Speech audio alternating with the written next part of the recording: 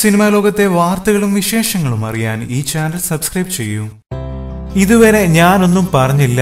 ബിജു മേനോനെ പറ്റി സംയുക്ത വർമ്മ രംഗത്ത്.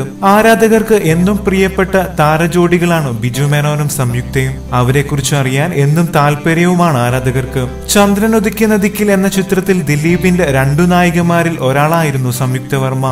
ഈ ചിത്രത്തിലാണ് സംയുക്ത ആദ്യമായി ബിജു മേനോനൊപ്പം അഭിനയിക്കുന്നതും. ശേഷം മഴ, മധുരനൊമ്പരക്കാറ്റ്, മേഘമൽഹാർ അങ്ങനെ ചില ചിത്രങ്ങളിൽ നായികനായകന്മാരായി. അങ്ങനെ ഇരുവരുടെയും പ്രേമവും മുട്ടിട്ടു. ക്ലീൻ ഇമേജുള്ള സംയുക്തയെ പെട്ടെന്ന് തന്നെ വിവാഹം കഴിച്ച് കുടുംബിനിയാക്കി. ഒരു മകൻ ദീക്ഷിത്. 100% സിനിമയോട് കൂറു പുലർത്തുന്ന ബിജു മേനോൻ കുടുംബത്തോടും ആ നീതി കാണിക്കുമ്പോൾ ഒരു പ്രശ്നവുമില്ലെന്നും സിനിമകളെ കുറിച്ചുള്ള ചർച്ചകൾ പോലും വീട്ടിൽ നടത്താറില്ലെന്നും ഒരിക്കലും ഒരു പരാതിയോ പരിഭവമോ ബിജു മേനോന് കാണിക്കേണ്ടി വന്നിട്ടില്ലെന്നും പരസ്പര വിശ്വാസവും സ്നേഹവുമാണ് തങ്ങളുടെ 15 വർഷത്തെ കുടുംബജീവിതം ദൃഢമാക്കുന്നതെന്നും സംയുക്ത പറയുന്നു.